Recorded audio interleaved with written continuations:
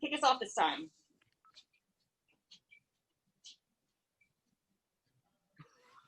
Hey, JaMarcus. How you doing, Mike? Good. Just first of all, for Milton Wright to have the game that he had, and what did that mean for you to see that, but also what he put in, I guess the work he put in the off season to come out of the gate the way that he did? You know, I'm just really excited, not just for Milton, but really his family, his mom, his grandmother, his dad. They have poured into that young man for a long period of time. And you know what? I think for the first time, really, they kind of saw the fruits of their labor in terms of football. Obviously, they see the fruits of their labor in a lot of different areas. But for the first time, I got to see it here on the collegiate level, and him kind of put it all together. Played very consistent, and that's what me and him, we've been preaching it back and forth, talking about it, how we can be more consistent and how to play the game. And he was that for us on Saturday. He was extremely consistent when things were breaking down and everything wasn't exactly how you draw it up in the book. Yeah, he's right there waiting, like your lucky blanket or penny. So he did a great job on Saturday. I'm very proud of him. For him to come back after that vicious hit that he took, and just kind of what did that show you about his makeup? Well, it really showed me that he could have actually caught the football. So since he came back, no, you should have caught the football. But other than that, obviously, I mean, a lot of people would have been done for the game after a hit like that. And Milton, I mean, came off the field telling me, "I'm good, coach. Let's rock and roll." And you know, you want to see that from your players. You want to see that from the guys. I mean, Coach Brown preaches it all the time. You know, showing toughness, and when your best is needed, you need to be at your best. But I was very proud of him for getting his butt back in there and didn't miss a beat on special teams. So it wasn't like he came off of a special teams unit because he took a big hit. No, he had an obligation. He had a responsibility to this football team, and he went out there and executed that responsibility. He said he watched all of his drops from last year, and I'm sure you made him watch all of his drops from last year. But just how much could you tell that motivated him to really put in the work in the offseason? There's no question about it. Especially there are two drops that really kind of stuck with him.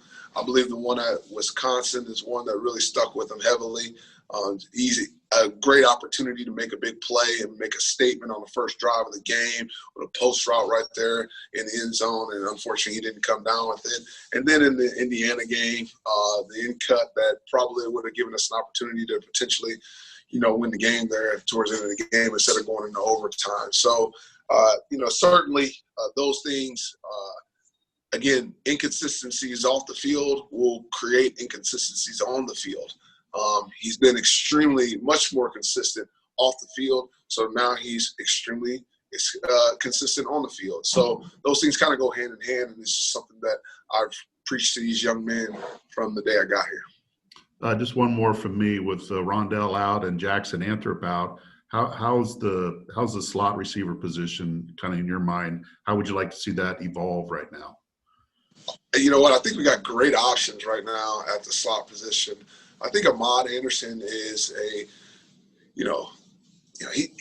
he's right now one of those guys that is slightly undervalued in terms of probably the rest of the country, the rest of the Boilermaker Nation. They don't really see all the good things that he does on a day-to-day basis. So, you know, especially when you got guys like David Bell and Rondell, those guys kind of do some elite things as well. But Ahmad Anderson is a really good player. He's a high-level playmaker.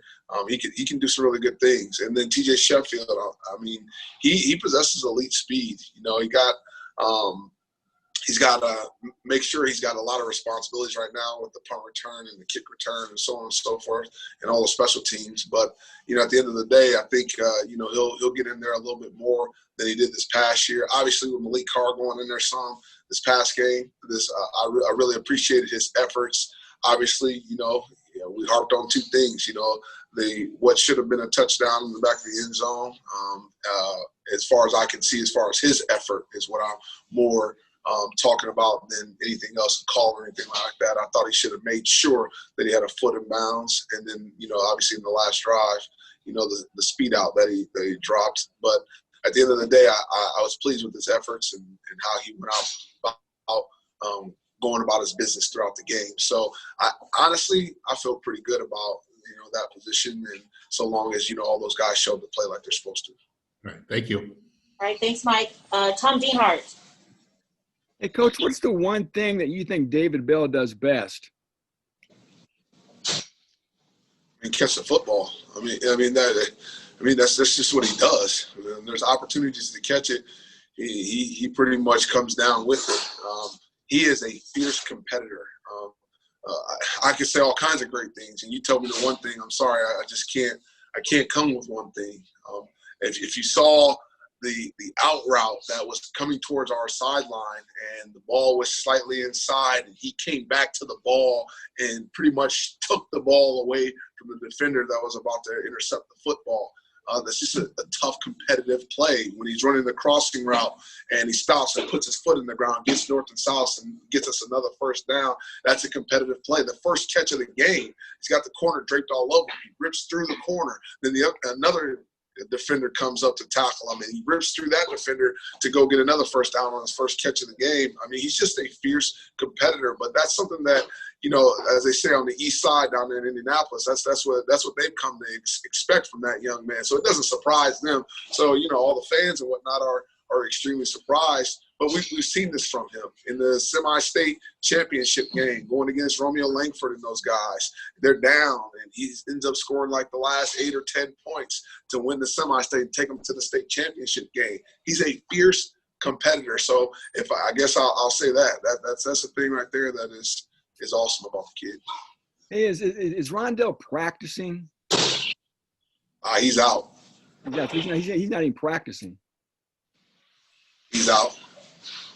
And talk about coaching special teams. I love it. For you?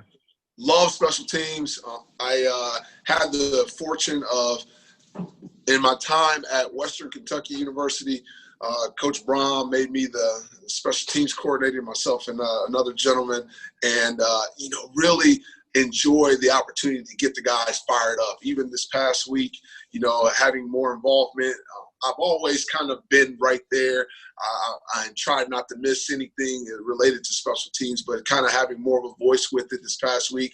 Felt like I tried my best to emulate what Marty does, but kind of put my own flavor to it and get the guys excited. And obviously on the first kickoff, those guys go down there, and Alfred Armour and Sanusi Kane, they go down there and blow it up on the first kickoff.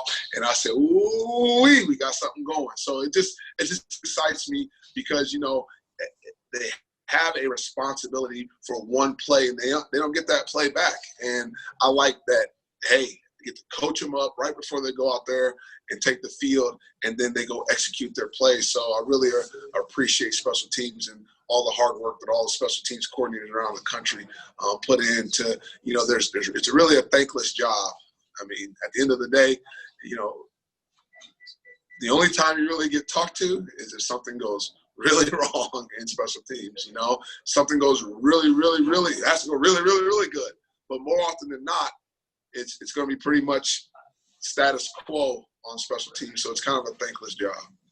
Thank you, JaMarcus. No problem. Thanks, Tom. Hannah. I don't have any questions. Perfect. Okay. Dakota. Yeah. Hey, Coach. I know Rondell's out, obviously, but I saw him down on the sideline, and he was kind of standing next to you a lot in that game. How much has he at least been able to, put some of his knowledge on the receivers that are playing, like Milton and David, and give some of his advice from in-game experience to help the unit out along with you? He's done a fantastic job, actually. An elite job. He actually was doing a lot of communication with some of those guys, especially with me having to do more with the special teams.